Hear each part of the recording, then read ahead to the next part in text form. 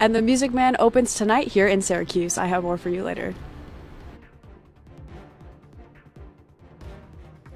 Plus, the On Center is putting a twist on a classic tale. And temperatures reach the 30s today. Will they stick around for this Valentine's weekend? Find out when News Live at 6 starts right now. This is Citrus TV News Live at 6, your campus news leader.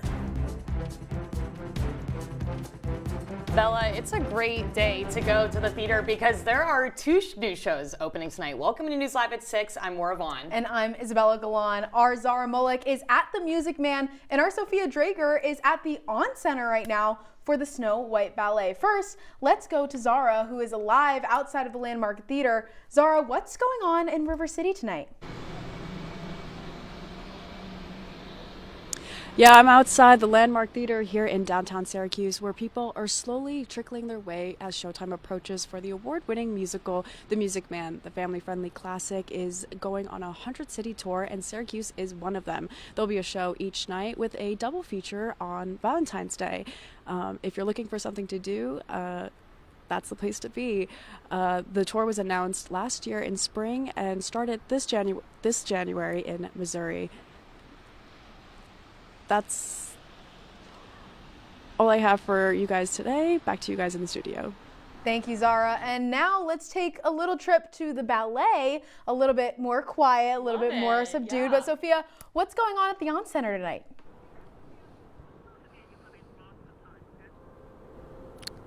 Thanks, guys. Yeah, I'm here at the On Center where the ballet is tonight, the Snow White show. The show actually hasn't been here since 2023, so people are very excited that they've come down to Syracuse. I just talked to a guest who says she comes to every single ballet here at the On Center, and this is her first one of 2026, so very exciting. Snow White is a classic tale, and they're doing it completely interpreted through dance and classical music in the background. And the dancers tonight are actually from the Ukraine official ballet and opera center. So that is so exciting to have world-class talent right here in Syracuse. I am super excited, frankly, to go watch the ballet after this. That's all I have for you tonight. Back to you guys in studio. I'm Sophia Drager from Citrus TV News. Sophia, thank you for your reporting. Syracuse University has placed fraternity Theta Chi under investigation, according to SU's Hazing Awareness Hub. The investigative status was imposed on the 6th, but updated online today. This is the second SU fraternity to be placed on the list in the past month, following Sigma Alpha Epsilon on January 26th. Citrus TV reached out to the Interfraternity Council and the Office of Greek Life, but has not heard back. Maxwell's Associate Dean Gladys McCormick has been rewarded the Howard F. Klein Book Prize in Mexican History. The Latin American Studies Association awarded her this prize for her book called The Last Door, A History of Torture in Mexico's War Against Subversives. The book examines how the Mexican government used torture to stifle opposition during the 1970s. McCormick will formally be presented the award this May at the Latin American Studies Association's 44th International Congress. And Moira, it was so much warmer than it was this weekend. This weekend I went home, so thankfully I didn't really have to deal with it back in Jersey. But well, you're lucky. It was rough. Let me tell you about the wipeout I had on my back steps. I was rushing out the door like full on garage sale. I'm telling you, like my bag went flying, one of my shoes off. I actually don't know how that happened. I was like, this is the moment where I am so over Syracuse winter, and I saw a little glimmer of hope today. I felt like weather. That Zara Larson trend on TikTok where it's like the little sun emoji and everyone's like, midnight sun, it's summer, because it reached like 30 degrees today instead of the traditional, I don't know, -7. How sad is it that this is what we're excited about, 30-degree weather? This should tell you what a Syracuse University student has to endure usually. Oh, absolutely. And thankfully, even though it is a little bit warmer, we're keeping our weather anchor, Brody Miller, inside today. But Brody, what are these temperatures looking like? Are the 30s here to stay for the rest of the week? Maura, I'm sorry that happened to you earlier. Hopefully you're recovering. But right now it's feeling pretty warm outside. I'm actually kind of sad I'm not outside today. The one time they stick me inside is because when it's warm, feels pretty rude. But today when I was walking around, there was such a mix of conditions. And earlier last week, Punxsutawney Phil said that we were going to see 6 more weeks of winter weather. But I don't think what he expected was the weather we saw today. When I woke up, it was sunny, quickly switched to snow, rain. I saw every type of weather that you can expect. We saw it today, but enough with what happened earlier. Let's talk about what kind of conditions we're seeing right now. Right now, it's about 36 degrees with winds around 11 miles per hour, bringing the feels like down to 28 degrees, which is much better than the negative conditions we saw over the weekend. Over the weekend, SU sent out an alert for us to stay inside because of the extreme temperatures we saw, bringing it almost down to the negatives, but now we have some hope for the future. Looking into tonight, 32 degrees, pretty consistent temperatures, and some snow is expected to fall, but none that will accumulate too much. But when you wake up tomorrow, you might want to bundle up. There may be some snow on the ground, but nothing more than 1 to 2 inches. That's all I have for you right now. Back to you guys. Thanks, Brody. Well, Governor Kathy Hochul announced today that the State Department of Health has joined the World Health Organization's Global Outbreak Alert and Response Network. The partnership will strengthen the state's global public health preparedness and response. This comes after the Trump administration withdrew from WHO back in January. The department will be able to provide technical assistance, support, and strengthen risk communication efforts. Sticking with politics, speaking of Kathy Hochul, her run for re-election just got a little easier. Today, Lieutenant Governor Antonio Delgado announced the end of his campaign. Delgado would have competed with Hochul for the Democratic nomination. This announcement comes after he failed to land a place on the Democratic primary ballot at the state Democratic convention last week. He also failed to earn the endorsement of the Progressive Working Families Party. In a statement, Delgado said, quote, "After much consideration, I've concluded that there is simply no viable path forward." And if you're planning a trip to the DMV this week, your last chance to do so is before Friday. Our Kelly Arrington explains what's changing and who could be affected most. The New York State Department of Motor Vehicles is rolling out the first phase of a modernized technology system, but it comes with a temporary shutdown. County Clerk Michael Kevel says this will all be upgraded to the 21st century. The reason for the shutdown is the actual cutover from old servers, migrating all of that data to new servers, and going live with the software that's going to access those new servers. Typically, getting your ID done here can take several minutes. That's because officials say the DMV's current software dates back to the Rockefeller era. However, this new technology is transferring decades of old data into the new interface, so the routine visits can be more efficient. You would think, hey, this is going to be really simple going forward. But for the first time, clerks will have to adjust from using a few systems to one platform that stores all aspects of a person's driver history. It's like converting an iPhone software into an Android system. It's going to take them time to get used to a new system and to know where to find things to be able to help customers the way that they do right now as second nature. Beginning Friday, February 13th at 2 p.m., all DMV offices statewide will temporarily close for 5 days. Online and phone services will also be unavailable. I hope for the people who work here that they have made the training and the system user-friendly. I think that's fantastic. I think anything that can move the DMV faster is an amazing thing to do.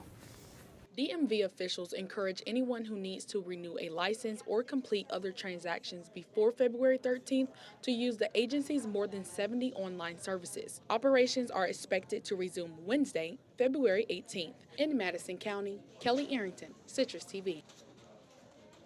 Today, the New York State Democratic Party is launching a mobile billboard campaign in Garden City. The mobile billboard blasts Bruce Blakeman at the New York GOP's convention site. The billboard will be circling the Garden City Hotel from 8 a.m. to 4 p.m. The billboard makes fun of Blakeman by calling him Trump's #1 cheerleader. Blakeman claims he will never disagree with the president in public and believes Trump has been doing an outstanding job. You might think you're hurting me or Chuck Schumer, but you're hurting thousands of people who are home today with their futures uncertain, their lives turned upside down because of the callous behavior of the Trump administration. It was a busy day for Governor Kathy Hochul. That was her earlier today, calling on President Trump to unfreeze funding for the Gateway Tunnel project. Last Friday, construction of the tunnel stopped and hundreds of workers have been sent home without pay, and 200,000 riders are now at risk of losing their commute route. The completion of the project is essential for the economy as it connects the entire Northeast for Amtrak. Despite losing in court, Trump has refused to turn funding back on and is currently appealing the case. Today, New York Attorney General Letitia James recovered almost $5 million from New York City truck rental companies. Companies Able and Abarn were caught in a decade-long tax evasion scheme with the help of accountant Howard Zapkin. The owners of the truck rental companies, Myron and Martin Schulman, failed to report over 15 million taxable sales over the past decade. The Schulmans will pay about $4 million back to the Office of the Attorney General. Coming up on News Live at 6, several immigration officials have begun testifying in the House DHS oversight hearing. And the FBI has released new photos in the Nancy Guthrie case, how the public can help in the search for the suspect. Rolling. Sound is speeding. Can you slow that down, please? This is 28-1. 28-1.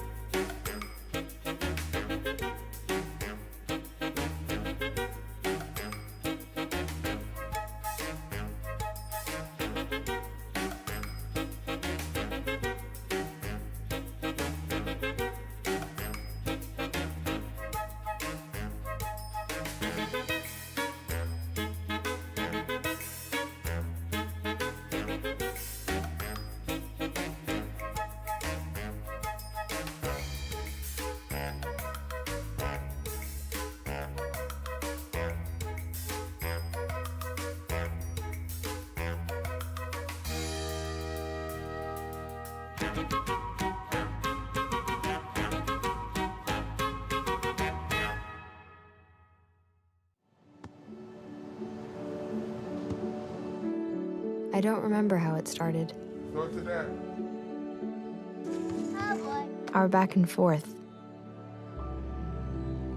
It always came back. Dad! You probably don't remember what you told me, That was perfect. but I heard every word.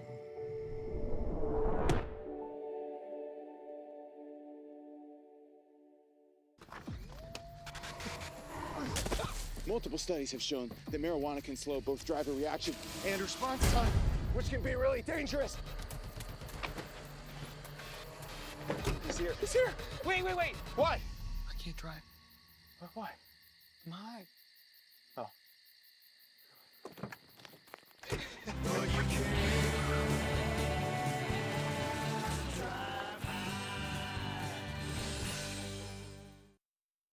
If you see news happening on campus, in Syracuse, or across the nation, call the CitrusTV newsroom, 315-443-1177, or tweet at CitrusTV News, your campus news leader. Mr. Lyons, will you apologize to the family of Renee Good for being called a domestic terrorist by the president and his leadership? No, sir. Why not? Sir, I welcome the opportunity to speak to the family in private, but I'm not going to comment on any active investigation. Is she a domestic terrorist? Sir, I'm not going to... Is U.S. Citizenship and Immigration Services Director Joseph Edlow testifying in today's DHS oversight hearing. Several immigration officials have been called to testify before the House after the deaths of Renee Good and Alex Preddy at the hands of ICE agents. Other officials, such as acting head of ICE Todd Lyons and Commissioner of Customs and Border Protection Rodney Scott, were called to testify. So far, they have defended the department's policies and the agents in Minneapolis.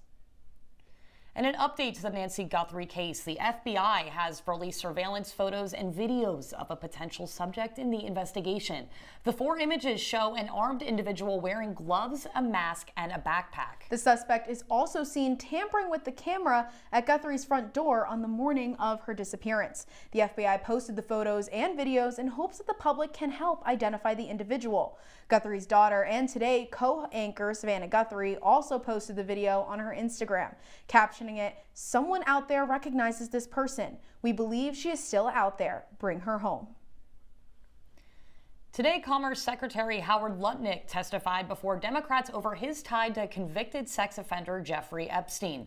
Lutnick claimed that he only met with Epstein twice after he was convicted for soliciting prostitution in 2008. At today's Senate Appropriations Subcommittee, Lutnick said that while the two were neighbors for several years in New York, they never had much contact. He described their relationship as a handful of emails and a few meetings.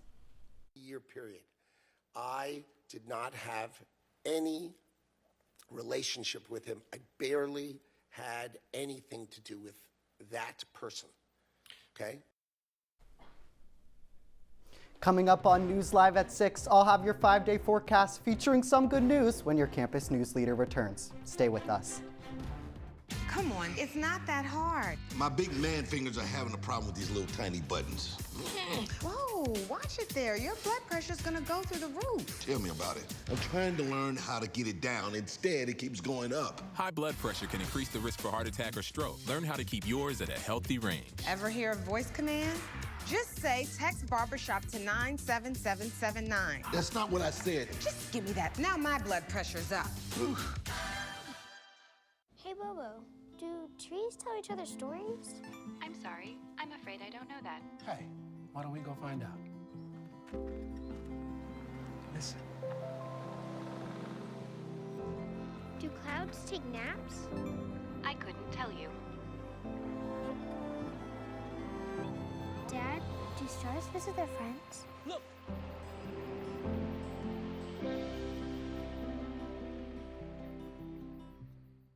Meet Norm. He lives with anxiety, but with the help of this latest innovation from Be Normal, he can be normal, just like everyone else. With the swipe of a finger, you can project happiness, confidence, machismo. Why settle for being real when you can be normal? The Normal Maker, new from Be Normal. This item doesn't really work because there's no such thing as normal. We're all different. What we like, how our brains work. In fact, 1 in 5 of us live with mental illness. Don't filter who you are. Start by talking to someone you trust. And remember, there is no normal. From the CitrusTV Weather Center, this is SU's most accurate weather forecast. Welcome back into News Live at 6. As I mentioned earlier, today we experienced a wide array of weather, from snow to sun to even rain. But now let's take a look at what we're experiencing for the next 5 days. On Wednesday, we're going to see some afternoon snow showers and temperatures around 32 degrees, as I mentioned earlier, significantly warmer. And looking at these highs across the next 5 days, I can't help but smile. This is like the best news ever to me. 32, 25, this is Hawaii for us in here in Syracuse. On Thursday, it's going to be cloudy, 25 degrees, so less warm as it could be if it was sunny. And we're going to see the same on Friday, warming up 4 more degrees. But then for the big day on Saturday, we're seeing 36 degrees with mostly cloudy skies. So if you got some plans, you know, you may not have to bundle up as much when you're walking into that restaurant with your loved one, because it's going to be pretty warm. And then on Sunday, we're going to see 41 degrees, which basically is the warmest day we've had here since probably about late October, early November. So finally some good news. And why not keep the good news coming? So I want to give you some positive reminders, because I know at this time of the semester it can be hard. Classes are getting more serious. Some people are feeling homesick. You got exams coming up. So now let's give you some reminders on how to stay positive. Temperatures are starting to warm up. As I mentioned, even on Sunday, we're going to reach 40 degrees. That was for the first time in a while. Next up, we're 2 days closer to the weekend. I know a lot of people hate Tuesdays because it feels like there's so much more going on in the rest of the week. But you know, it's not Monday, it's not Sunday. We're still getting close. So I think tomorrow's hump day. Got to stay positive. And spring break is less than a month away. So if you got any exciting travel plans coming up, I'm going to New Orleans for spring break, so I'm excited for that. And some warm weather. But But yeah, less than a month away, finally, we can get out of this Syracuse cold. And even if you're going back home, it's still going to be a great break for us. Oh, Brody, I love that so much. I definitely needed that positive reminder on this Tuesday. And also, this next story that we have also made me really happy. Some positive news coming. It's a big day for chicken lovers all over upstate New York. Fast food chain Raising Cane's plans to open its first restaurant in Henrietta. The chain is famous for its chicken fingers and signature cane sauce. There are 13 locations currently in New York State, but none outside of the New York City area. This is so big for me. In a letter of intent, the company will request a special permit for an over 3,000 square foot restaurant, including a drive-through, takeout, and outdoor seating.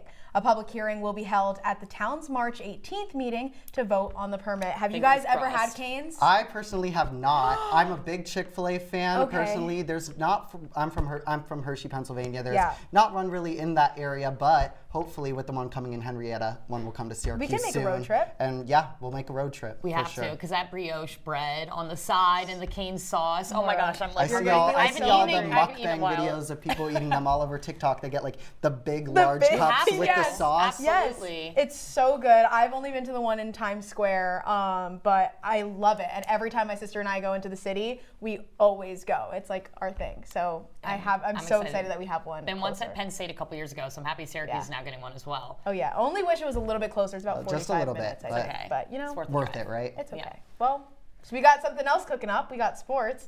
What's going on, Nick? Yeah, that's right, guys. More issues, though, for men's basketball coming up after what was a really disappointing away stretch, and men's lacrosse. Big matchup coming up on Friday. That's coming up next on Citrus TV Sports.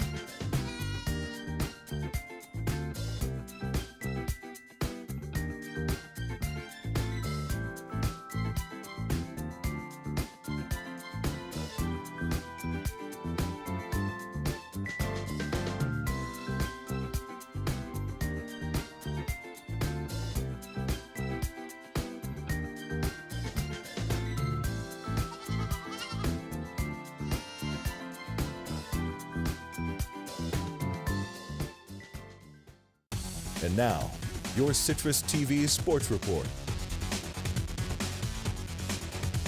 The top two lacrosse teams in the country are set to go head-to-head. Welcome to Citrus TV Sports. I'm Nicholas Whaley. It may only be the third game of the season for Syracuse men's lacrosse, but it's against one of its most formidable foes. That's right, the #1 team in the country, Maryland, will visit the 315 on Friday. Gary Gay is yet to get the better of the Terrapins in his 5 previous attempts as head coach. Their most recent defeat for the Qs was in the Final Four of the NCAA tournament last May against Maryland. The Orange come into the game behind back-to-back wins to start 2026, but this is the first real and maybe the ultimate test of the campaign. Will SU stand up to the pressure? We will find out soon enough. Face-off on Friday nights from the Dome is at 6 p.m. But the pressure has certainly already been on throughout the campaign for Syracuse men's basketball. The recent road trip for the Orange concluded with back-to-back defeats against ranked opponents. The highlight of the trip was SU star Donnie Freeman uncrusting an uncrustable. The Qs still have 7 games to go to get a better seed in the ACC tournament. There's no point even discussing March Madness at this point, but it won't be easy starting tomorrow against Cal in the Dome. The Golden Bears are 17-7 on the year and have won 2 of their last 3 games away from the West Coast, and Syracuse have to break out of this rut with just 1 win in its last 7 games. It will be a close one in the Dome tomorrow night. Tip-off is at 7 p.m. And it's been a lot more positive, though, on the women's side. Syracuse women's hoops on the court, but off the court, head coach Felicia Legette-Jack is stepping up to defend her Syracuse colleagues on the men's side. Take a listen. It's money, but it's also the way people respect what they have. You know, you get on social media, and you would think that somebody beating kids in the locker room, the way our fan base on social media comes after some of my colleagues. You don't see that with Louisville. You don't see that with North Carolina. You don't see that at Duke. I mean, yeah, we're having bad years in some sports, but do you have to say every time with a paragraph of negativity? Yeah, strong words from Coach Shaq, but her team on the court have been fantastic, and now we're getting the attention nationally as well. In the latest bracketology report from ESPN, Syracuse is set to be the 8th seed in the NCAA tournament. The Orange sit 5th in the ACC currently at 19-4 overall. All 4 of those defeats were against top 50 teams in the net rankings. The Qs hope to boost that resume on the road at Pitt on Thursday.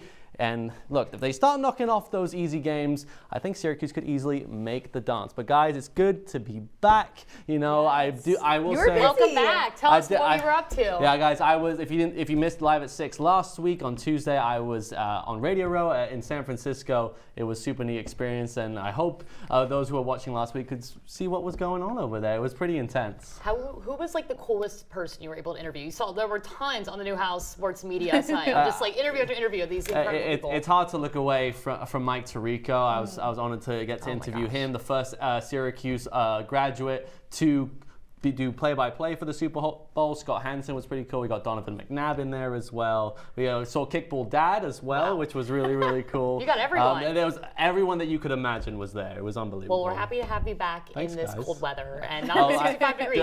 I wore shorts on the way back, which that was a mistake, I gotta say. But that's all right. Thank you so much, Nick. When we come back, we'll have your wake-up weather. Stay with us. Well, Thomas, you've got pre-diabetes. But with more exercise and a change in diet, it can be reversed. I've tried exercising. It just makes me hungry for bacon. I love bacon, too. And who really likes to exercise? Not me. Me neither. Nobody. So we're good? What? Oh, you still have pre-diabetes. Big time.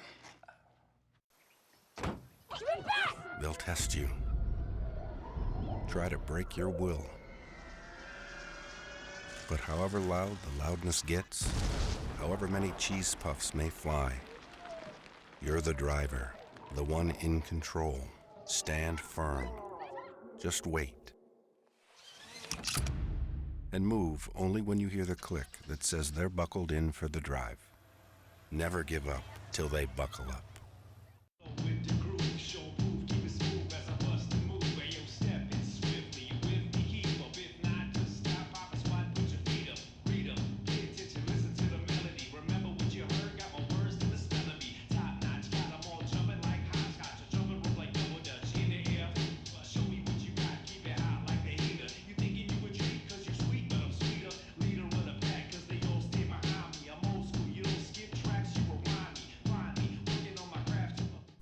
Welcome back into News Live at 6. When you wake up tomorrow, it's going to be 31 degrees with some light snow showers, but not too much accumulation. But the winds will make the feels like bring down to 22 degrees. But you know, this is way warmer than what we've already been seeing. And that temperature makes me just want to feel just like Otto. You know Otto's energy. He's always spinning around, being so excited, so happy to be everywhere. And honestly, 31 degrees to me makes me really excited to be on campus, really excited to walk around and walk to my classes tomorrow. But that's all the weather for today. Seeing that energy that Otto just had in that picture really just made me so happy. Like, he's just so energetic, and I love it. Well, you know who else had some energy over the weekend. It was just announced that Bad Bunny officially has the most watched halftime show in Super Bowl history. That's right. The Puerto Rican singer holds the new record with more than 135 million viewers. He broke the previous record set by Kendrick Lamar in 2025, guys. I'm not shocked. I'm not either. Are you kidding me?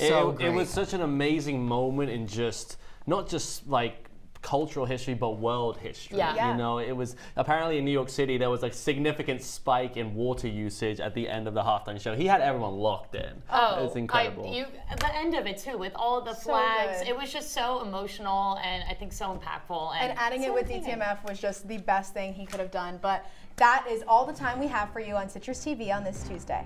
You can follow us on X and Instagram at CitrusTV News. Now, for the entire Citrus News team, I'm Moira Vaughan. And I'm Isabella Galan. Have a great night, Syracuse.